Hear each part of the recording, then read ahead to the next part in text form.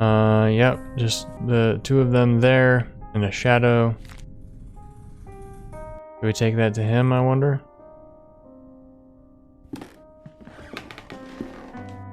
Alejandro, do you recognize this photograph? Take a look. It's you and our old friend Anthony, and there's someone else blurred in the background. Who's the third figure? Does he mean something to you? So now we've learned who three of the witnesses are. It is Devitt, Alejandro, and Anthony. And wait, did we learn that Anthony is a witness? I don't remember. Or was Father Ernest a witness? I don't remember. There seems to be one that we just haven't remembered. He dropped a key. The bird awaits. A piece of clockwork. A hand. Oh, we know what to do with that. Wait. We have to pick it up. Examining something does not pick it up in this game. That's the one criticism I have about this game, is that you have to click on things twice to pick them up. I've put the clock hand in its place. I only need to set the clock to the correct time. Okay. So the hands of the other clock mirrored this one. So you think 6:15... clicking over here turns it back. So you think 6:15, it's like, or 6:15. That's this, right? But no, because the other clock is turned sideways. So we have to do this. This is 6:15. The sound came from upstairs.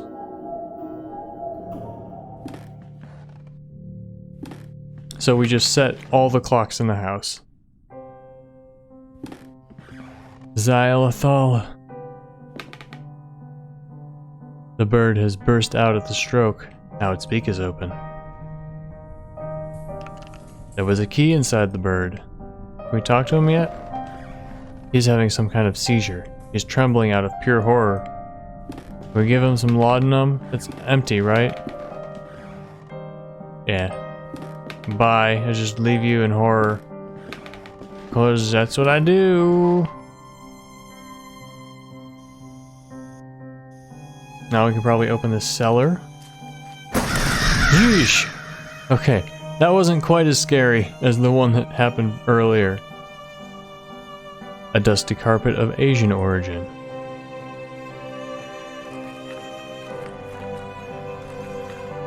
Mold and dust cover the portrait, making the subject indistinguishable.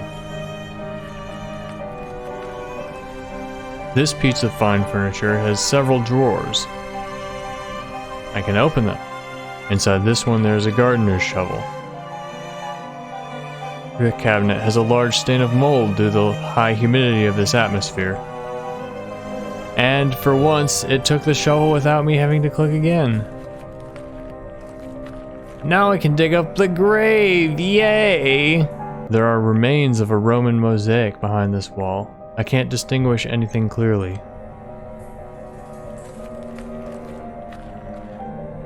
An ancient statue in poor conditions. Oh neat, so like this house was built on ruins and they covered it up.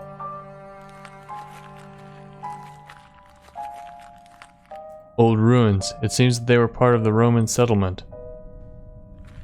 Oh yeah, let's crawl in there. Oh, this is a nice place.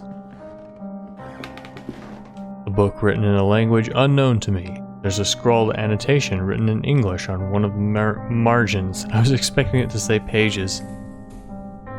This and no other is the function of the serum we manufactured at the boarding school when we were young. It is something that we didn't understand at that time, to accompany the mind to the proscenium of the big theater, and there help us to look behind the curtain that separates the world of men from the land of truth. To look, I say, if anything, to apprehend an image of what lives there. Just that. Will the hoopoe allow us to raise the curtain enough to walk off the stage and go beyond?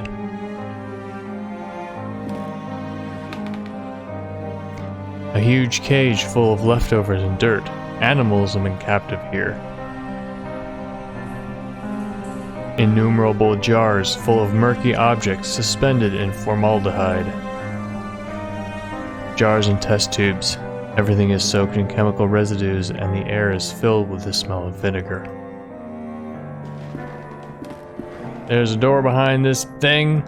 It looks kind of like a piano, but probably isn't. A bunch of dust-covered beakers with repulsive liquids. A few of them have developed fungi inside. Unlabeled bottles and lab equipment. Alright, so no reason to come here yet, it seems.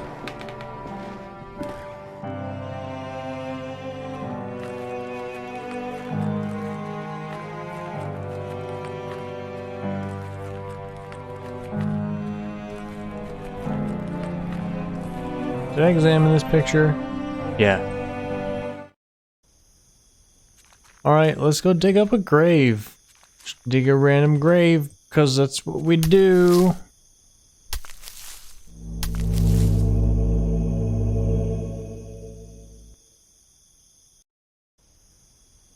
There's a thing. The lock is very rusted, almost shattered. The lock still resists. I can't open it by hand. Let's pour some acid on it. Okay, that worked. The remains of a humanoid body, but with a grotesque animal aspect. Maybe a small ape? It has a collar with some engraved words on it. Old Mike. The skeletal fingers of the creature are clutching a rolled-up canvas. It's a map of the stars. Beside the corpse, there's a paper leaf. It's some kind of navigation map. Several constellations are marked. The Summer Triangle, Vega, Altair, and Deneb. We remember those stars from when we played Virgo vs. the Zodiac half a year ago. That was a fun game. Dear Alejandre, undoubtedly your methods are definitely stronger than mine. How do you manage to get results with such alacrity? On another note, my epiphany with the treatise of alchemy was not accidental. When examining the text closer, I have come to the conclusion that for a time, Raymundus Lully sought the same thing as we did. In his account, he describes a formula that he calls hoopoe. Yes, like the legendary bird. It closely resembles the serum with which we have worked so far, except for minor differences. It's a pity what you tell me about old Mike. I hope he gets better soon. Videte ne quisiat.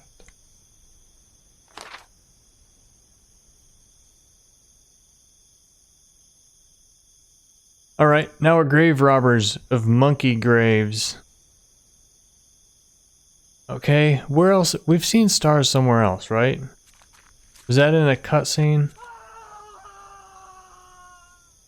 Oh god, that sounded like Alejandre.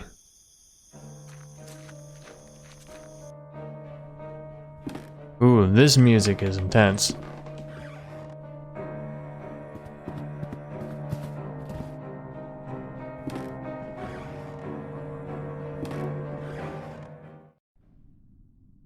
Alejandre! Ooh.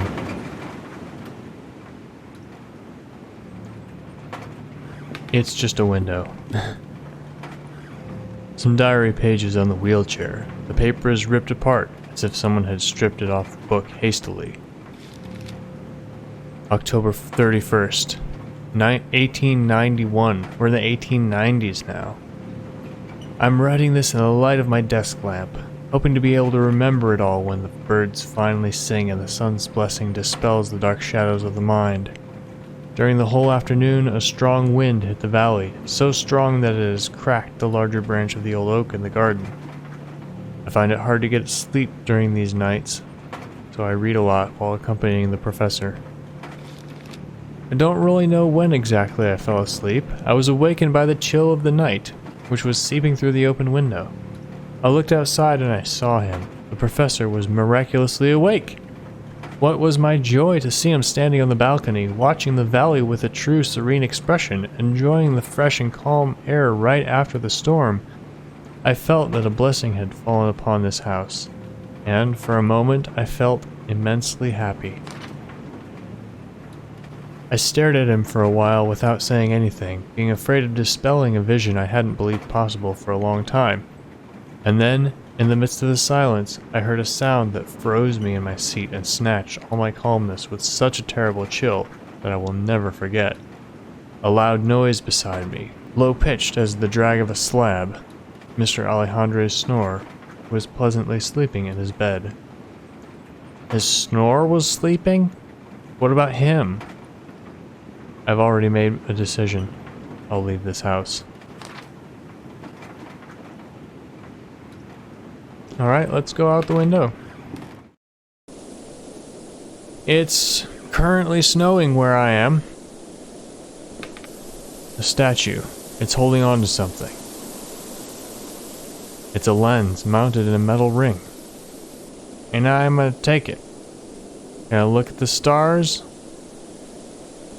Can I look at the canvas? Can I look at the photo? Can I look at the acid? Can I look at the poison? Can I look at the light?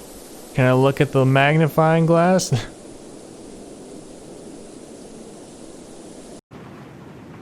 Dang, I don't know where to take this stuff.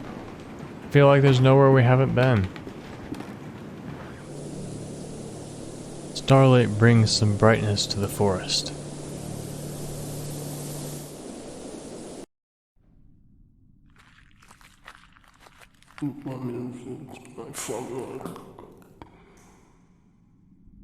I was just about to say I haven't been back to the cellar in a while. What was that?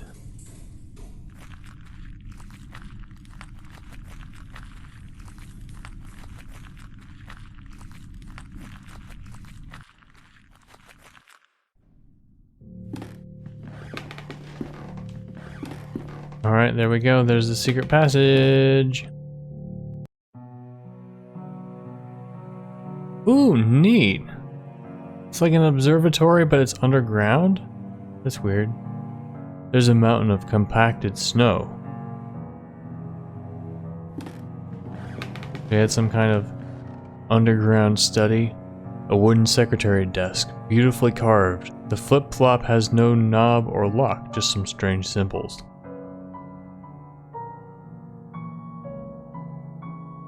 Alright.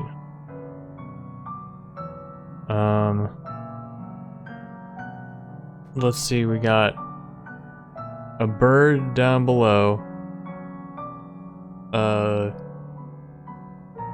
female symbol or a male symbol by the top right, and just an X by the top left.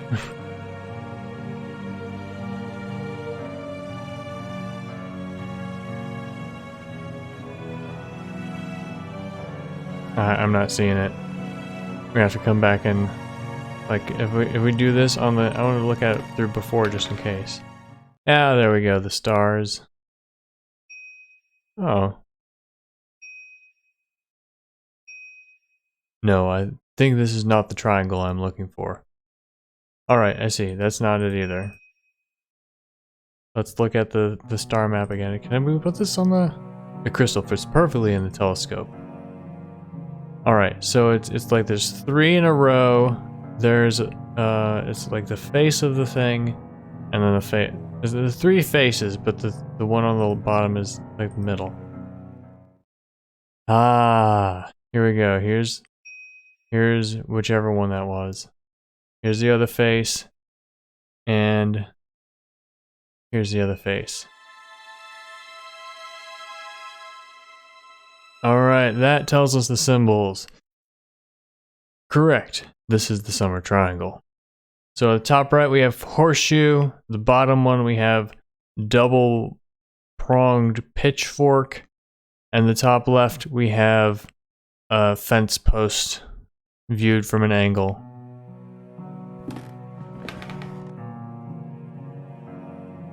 We have that one. Down here, it's That one. And up here, it's horseshoe, right? Yep. I just want to say that those three things looked very creepily like eyes of some kind of demon or something. There's a small cabinet with 2 slots for syringes. Only one of them remains. The voice again comes from the bottom of the pit. An open envelope with a letter inside it. Dear Alejandre, I'm terribly sorry about old Mike. Will you put him to rest in his favorite place? After weeks of unsuccessful attempts, I've managed to distill the alchemical formula based on the notes you sent me. Certainly, you're a master of this craft. The subject reacted to the serum as usual, rapidly entering into a state of waking sleep. Suddenly, the convulsions stopped, and since then, he has not been responding to any kind of stimulation. He has remained in this state for many days. My diagnosis is brain dead. Which should be our next step, Alejandre? I'm worried this could be the end of our research. Videte ne quisat. August 23rd.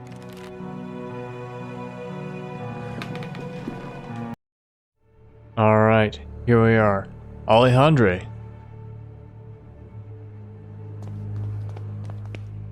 Alejandre. A variety of surgical instruments and some jars with chemicals in them.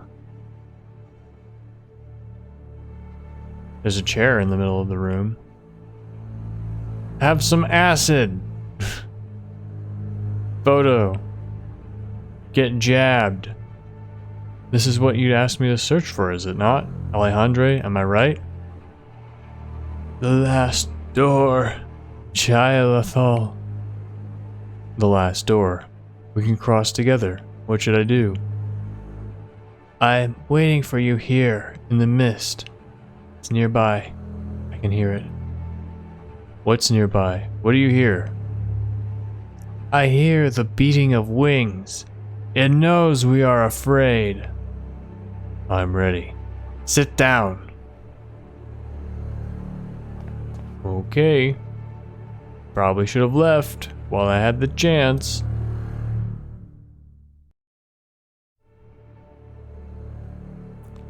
I don't seem to be able to click on anything. Oh, I just gave him the syringe.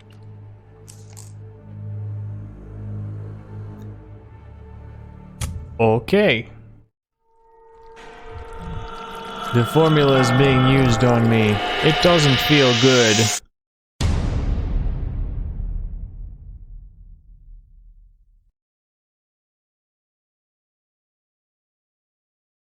Do you think that we will find any clue here about Devitt's whereabouts? The police must have taken almost everything, but we have no other leads to pursue. Hopefully they have overlooked something.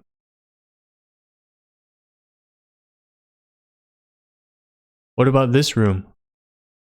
Yeah, they went in the door! They went in the last door! Get it? The last door? They went in it. They went in the last door from episode 1 that never opened. There's a sealed letter between this table and the wall. It looks like Herr Beechworth never sent it. I think it's best that you read it.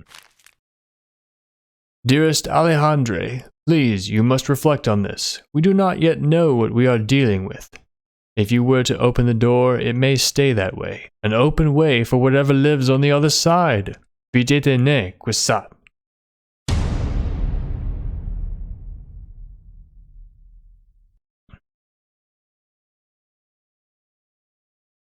And opening the last door was the one thing about the ending that I remembered. Alright, we've been injected. We now walk through the mists.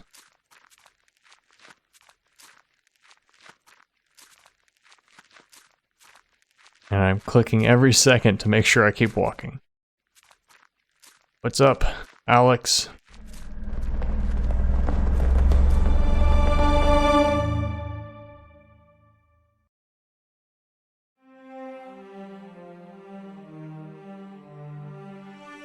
The adventure continues in Season 2. Alright, everyone, thank you for watching this episode of The Last Door. Tell me what you think about this game in the comments. I'm about to go into blind territory. I've never played Season 2, and I do own it. It is on my computer, waiting for me to just start it up. I am so excited. I don't know how this story ends. I have no idea what happens next. It's gonna be creepy, there's gonna be jump scares, there's gonna be horror. We're gonna see what lives behind the veil. And we're gonna see probably some more people die out of fear and despair. And we're gonna see what happens to Mr. Devitt. I have no idea, I am so excited.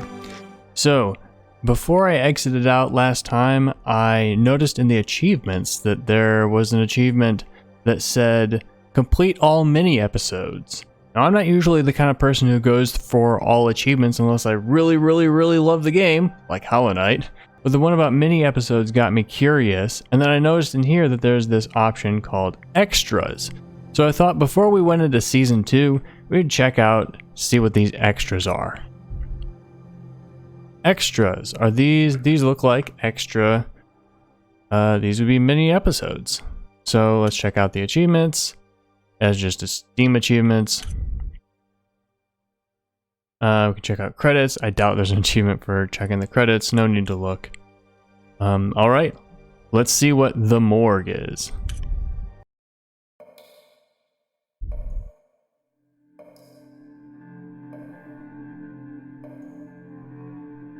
Alright, I'm this guy. Is this guy looks familiar. One of the characters, I think. Hard to place him because, you know, not paying a lot of attention, and also pixelated faces are kind of hard to recognize. The sky is cloudy outside.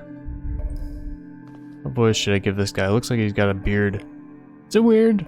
Does it seem to you that bearded men have like a more husky-ish voice than non-bearded men, or is that just a thing that, I don't know, does facial hair, does voice get filtered through facial hair? Make it sound different? Here I have the police and medical report.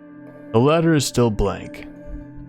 According to the police, the deceased name is Father Ernest Glynn. The man immolated himself. So after episode 2, I grab the scalpel, the thing, scissors, pincher. There must be something wrong with the water pressure valve. Man, how do I vary my voices? I forgot how to get different voices. Let's see if I can try to give this guy more of an open chest voice. An anatomical model built out of actual human bones. We will see if the police report is right. Good lord, what a mess. The skin is all scorched. Cause of death is probably shock caused by the sudden burns. A horrible way of passing. What could lead a man of God to commit such an act? All that remains is to file the medical report so he can receive the proper treatment a fine gentleman deserves.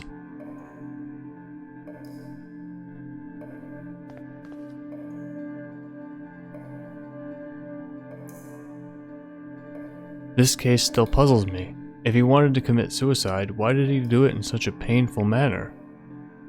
Was he drugged or intoxicated? I should check his stomach for signs of poisoning. I need to cut his chest open. This is the right tool, I think? I'm guessing. Alright, the stomach looks fine on the outside. Now I should cut it open to check its contents. Scissors? Sharper blade, a scalpel? That is a sound effect. What is this? There's something strange in here. It looks like a piece of paper. Piece of paper in his stomach? Need to something keep the stomach open. I am glad this is pixelated. It's a note. Ernest Glynn, Jeremiah Devitt. Alejandro D. Hugo Ash or something. A crumpled note with 4 names. One of them crossed out. I think I should inform the inspector immediately. I don't know what... I'm getting the wrong voice for this guy. Not giving him the voice I want. Alright, that was a nice quick scene. Death sentence. Francis Baldwin. After being certified of your guilt by peer jury, we find you guilty of the wicked and violent murders of 14 innocent and sick people. Let me try that again. Give myself a judge voice. Actually, I want to... Main menu. I want to start over. Give him a good judge voice. Francis Baldwin. After being certified of your guilt by a peer jury, we find you guilty of the wicked and violent murders of 14 innocent and sick people. Because of this sentence, I am hereby authorized to execute you at this very moment by hanging to death in the sight of God. Would you like to make a final statement before we proceed? While you say that I'm mad, you should have seen how mercifully I proceeded with what love. I saved them, I released them, now they are in a better place. You still believe I'm mad?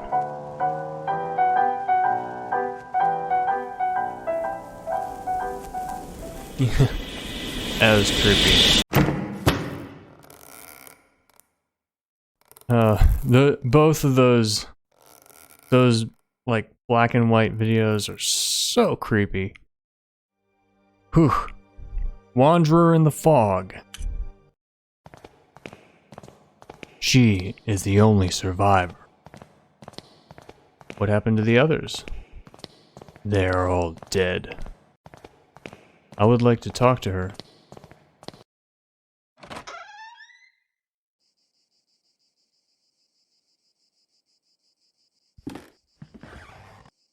Good afternoon. My name is Johann Kaufman. I'm a doctor. Would you mind if I asked you a few questions? Please be careful with what you ask. Miss Parnell's state is delicate.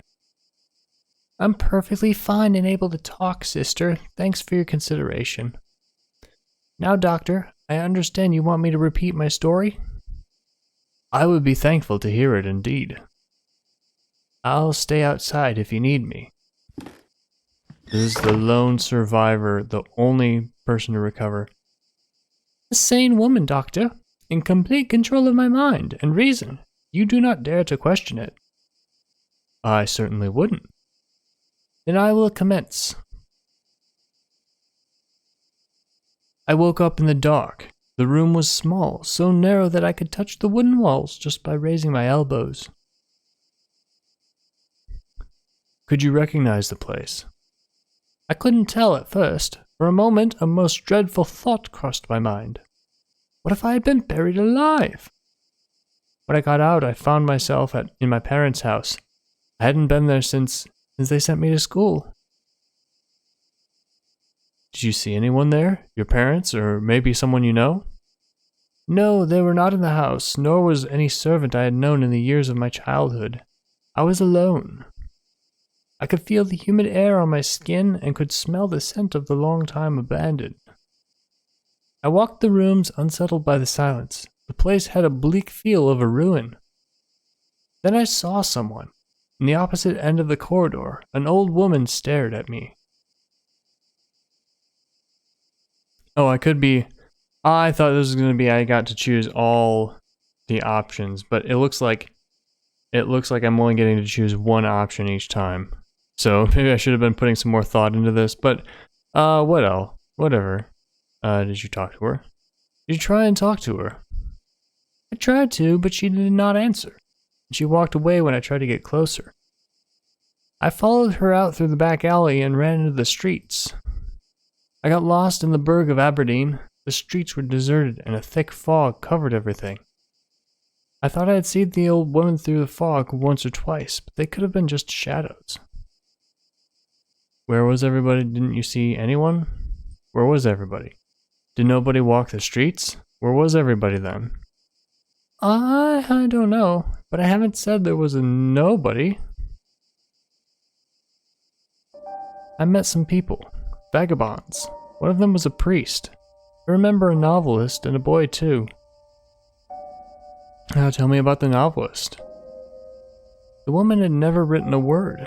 She created only in her mind, you know. She could tell the story sentence by sentence with perfect precision, and I could even hear a piece of her last work. What was the piece about? Do you remember anything about the novelist's work? Yes, the piece she told me was something like, "The shadows of the past soon melted within the land that loved silence. Through the fog they walked, found themselves lost. Hoping for a sign from their gods, they set camp on the beach, where 30 birds awaited to meet their crown." This priest, where did you meet him? I met him in a stable. Good Lord, he said mass there among the beasts. Did you imagine the profanity? So the boy, what about him? I came across an abandoned carriage. The horse was long dead, its bones still harnessed to the cart. There was a young man petting the carcass of the animal. Do you remember anything else? Yes, I do. As I walked, the fog got denser. I could barely see anything around.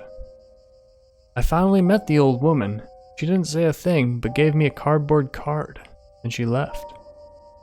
She gave you a playing card? It was one of those used to tell fortune. There was a drawing on it of a veiled person holding a lamp. Then the mist seemed to clear out, and I could finally see. What could you see? A barren land, bathed by roaring waves. There were thousands of birds, and then I realized there was something else. What was it? It was there. It looked at me. The burning dark inside, the shaking, the scream. That vision, that I cannot understand. What is it, doctor? Have I finally lost my strength of mind? This is good bedside manner. If somebody tells you something that they saw, chances are that they're probably relating what they actually saw. They're probably not lying. So these are both probably true statements, but this is the one you want to say. I believe you. I'm sure that what you lived was real. No, those are different statements. Believing somebody saw something and believing it was real outside of them are two different things. But I'm afraid that I currently lack any proof that can confirm your account. I'm sorry. I should leave. Thank you for your time. It looks like a tarot card.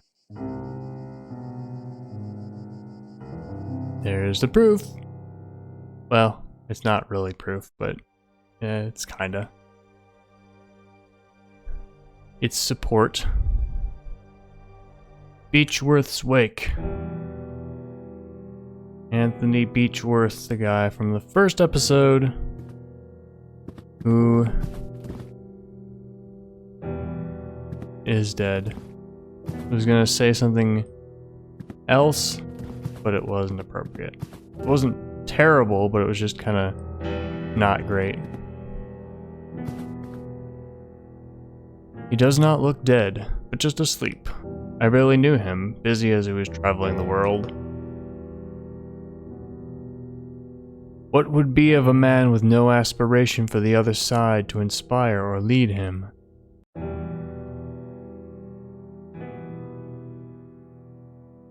I knew it would come to this. Your father was a terrible mess of a man. I'm only grateful that he brought you to our home. Soon enough, not long after you were born, I hold no doubt that you will learn from his bad example and grow up to be a righteous gentleman. So this is son? What could there be greater than the efforts of mortals to rise from their miserable condition? Who's saying this? I'm assuming it's this guy. I'm giving him the voice that I decided to give him. We'll speak later, young man. We're busy. This is so sad. He was most dearest to me. You know, your father was a complicated man. He had a strong character and was stubborn as a mule when he had taken a determination. He believed. He had a mission in this world, though I am not sure he knew exactly what it was. That which avoids description, the unknown, provides men with a reason to exist.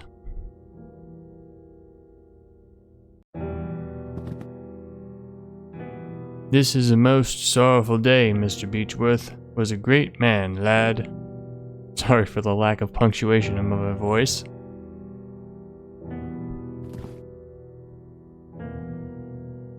This is an obscure domain, its secrets taken by man from the silence of nature and death. You are the young Beechworth, is that right? Your father left you everything, Anthony. The house, his accounts, and all his belongings for you to receive when you come of age. He was very specific in his testament, though, that you should receive this promptly. His personal book log. Oh, so this was a kid. Okay, well, this kid is a teenager, and he has a voice like this. Okay, just deal with it. These are the memoirs of my life, my research, and knowledge of the other side. Use them wisely, son.